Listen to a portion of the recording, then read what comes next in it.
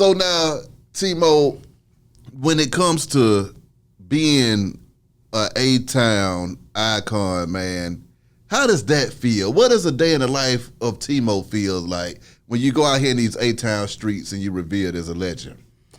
Man, it's humbling. Yeah. It's humbling, man, because I sit back and I was groomed by some of the best. Okay. I can say that. I grew up around a lot of successful black men. I grew up around people like my daddy, you know what I'm saying, who handled his business growing up. John Gilliam. Yeah. You ever heard of John Gilliam, Yeah. the old football player? Yeah. I grew up in the same neighborhood with him, grew up with his son. So that's just one of the many different men that I know there's other men in my life. I can talk about them all day long, but them two of the men that really shaped Mo Goodie into being a real deal man. Yeah. You know what I mean? And I really just sit back and I'm just thankful because, hey man, ain't none of us perfect. At the end of the day, we all subject to error, and we gonna make mistakes even when we don't want to make mistakes. Even when we say we ain't gonna do it no more, we gonna do it. Well, see, what gets me about y'all, Timo, as I sit here and talk to you, what makes me laugh is, you know, the lives that y'all lived, y'all were a part of a bunch of legendary shit. Y'all created a bunch of legendary shit and just did a bunch of legendary shit. A lot of folks try to do something to make a little stain and make it do what it's supposed to, but everybody's not going to say I was in the studio listening to Hit 'Em Up with Tupac. You see what I'm saying? Nobody's going to be able to say that except for a select group of people that were there for something that would change the course of fucking hip-hop at the same time. When you look at times like that with Pac and being able to witness that stuff firsthand, what goes through your mind now when you look back on that? Pissed off at myself again. I reiterate and go right back to saying, if I could talk to the old Timo Goodie, I'd say, hey man, seize this moment. Okay. We were in the studio with this man who was ready to work.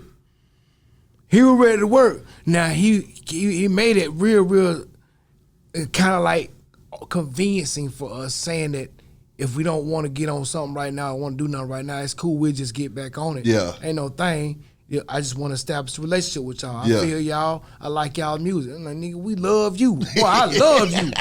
For real, Pop. Boy, you know what I'm saying? Man, I'm like, man, we're just happy in there, bro.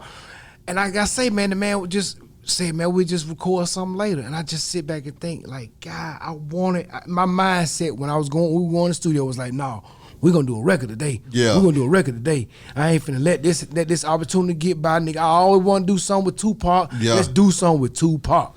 You know what I mean? So we didn't do it, man. We did not do it. To see him and to know him and then to see all the documentaries and the movies that's come out since then, man, what goes through your mind when you reminisce over those times and you see how major he turned out to be when he was just, back then he was just another colleague? Man, I think Pac knew what he was here to do. Okay.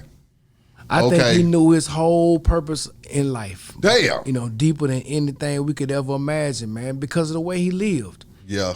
He lived like he was trying to get it all in. Yeah. You know what I mean? And he got in what he wanted to get in, and he talked about death in his music. Yeah. I see death around the corner, trying to stay high. Will I survive in the city where the skin nigga died? Nigga bury me as a G, nigga. Hey, man, that's my dog, man. I love it, man. Come on, ain't nobody saying it or doing it like that. Ain't nobody putting it down like that. For real, man. You dissect that man's words, man. He's saying something. Come on. He ain't mumbling no jumbo mumbo to make it sound like he said something.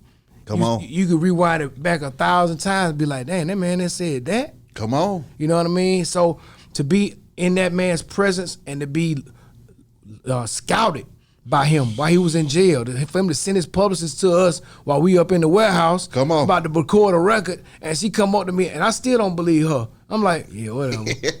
Who is this? You know what I mean? Like, I don't know you. How you up? Tupac. Yeah, Tupac in jail. How he looking for us? Yeah, he looking for us. Okay, baby. You know, I can't, but you know, as I was saying it and showing, kind of acting like I didn't believe it, it was a side of me that wanted to believe it. Yeah. So a side part of Mo Goodie was like, she might be telling the truth. Yeah, So yeah. the other side of me like, nah, it can't be. Like, no way.